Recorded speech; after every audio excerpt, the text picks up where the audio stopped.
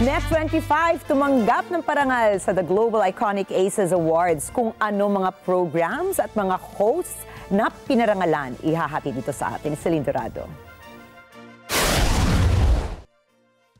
Patuloy ang pamamayagpag at pag-level up ng Net25, kaya naman patuloy ding pinararangalan ang network. Sa katunayan, muling nakatanggap ng parangal ang Net25 sa katatapos lamang na The Global Iconic Aces Awards na ginanap sa Okada, Manila.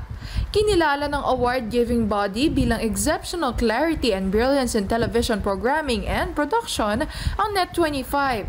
Gayon din ay binigyan ng pagkilala bilang Exceptional Stewardship in Broadcast Media ang presidente ng himpilan na si Mr. Cesar Vallejos.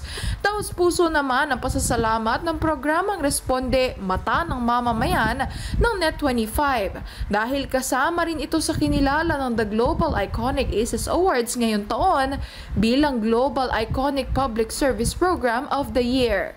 Matatandaan noong nakaraang linggo lamang ay nakatanggap muli ng parangal ang mga programang hatid ng Net25 kabilang ang Mata ng Agila Weekend kasama ang anchor nitong si Wedge Kujamat, The Goodwill actor David Chua at ang programang Love, Tony Pet and Everything, pati na ang isa sa mga host nito na si Tony Pet Gaba.